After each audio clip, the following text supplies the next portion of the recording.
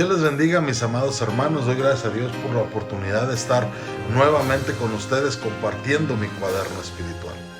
Hemos estado aprendiendo durante esta semana que cuando caemos, cuando fallamos, lo que debemos hacer es buscar un verdadero arrepentimiento. Lucas 22:62 es el final de la historia de la traición de Pedro, donde dice: y Pedro, saliendo fuera, lloró amargamente. Vamos a tomar la historia de la tragedia de Pedro en conjunto. Pedro era una extraña mezcla. ¿Cómo una extraña mezcla? Sí, se mostraban muchas cosas en la vida de Pedro. Por ejemplo, a pesar de la negación, Pedro era profundamente leal. Alguien dijo que uno puede ser un mal músico y sin embargo estar apasionadamente enamorado de la música, por encima de lo que hizo. Y aunque su fallo fue terrible y no lo minimizamos, él estaba consagrado a Jesús. ¿Qué quiere decir esto, hermanos? Que hay esperanza para aquel que hasta cuando cae en pecado está comprometido con Jesús. ¿Cómo puede ser esto? Recordemos que cuando fuimos salvados, Dios puso una naturaleza espiritual en nosotros, pero no quitó la naturaleza carnal. Esa sigue ahí, esa lucha va a seguir toda nuestra vida. Pero Pedro también era un cristiano que había sido advertido. No se puede decir que a Pedro no se le advirtió de la seriedad, no se le advirtió del peligro de la situación. No puede decir que a Pedro no se le advirtió de su propia vulnerabilidad. Pedro sabía que era vulnerable. Pedro sabía que era débil. Pero Pedro se pasaba de confiado. Si uno dice, yo no voy a hacer eso nunca, pues eso es con lo que tienes que tener más cuidado.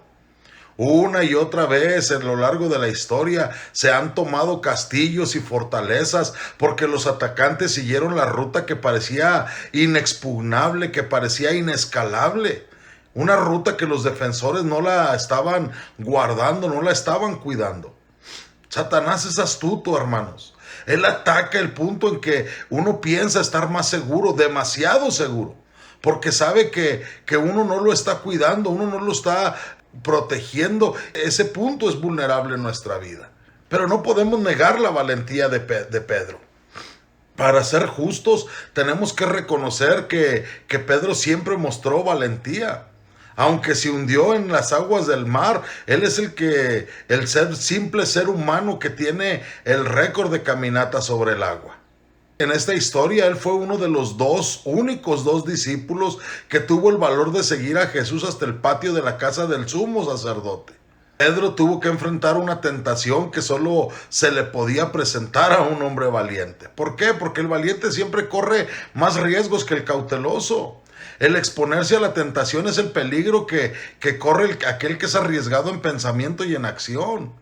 Pudiera que sea mejor sucumbir o caer en medio de una empresa que estar huyendo para no emprenderla.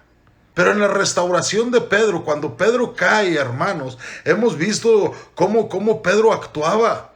Pero cuando llega Jesús resucitado, Jesús no le habla a Pedro con su ira. Él le mira con dolor. Probablemente Pedro hubiera preferido que Jesús se hubiera vuelto y le hubiera echado en cara su traición. Pero aquella mirada muda y apesadumbrada le atravesó el corazón como una espada y le abrió los ojos para que llorara amargamente. El castigo del pecado es ver en los ojos de Jesús no su ira, sino el dolor de su corazón porque le habíamos fallado. Jesús le dijo a Pedro algo muy hermoso: cuando hayas vuelto a tu puesto, ayuda a tus hermanos a mantenerse firmes. Es como si le dijera, me vas a negar, vas a llorar amargamente, pero el resultado será que estarás mejor capacitado para ayudar a tus hermanos cuando tengan que pasarlo. No podremos ayudar de veras a otros a menos que hayamos pasado por el mismo horno de la aflicción o por el mismo abismo de la vergüenza. Se dice que Jesús es un sumo sacerdote que puede ayudarnos cuando estamos pasando en una situación porque Él la ha pasado también. El experimentar la vergüenza del fracaso no debe quedar sin fruto, porque eso nos da la compasión y la comprensión que no podríamos tener de otra manera. El llanto de Pedro era un llanto de verdadero arrepentimiento. ¿Qué debo hacer cuando peco? ¿Qué debo hacer cuando soy sorprendido por el pecado? Inmediatamente muestra verdadero arrepentimiento. Que Dios te bendiga.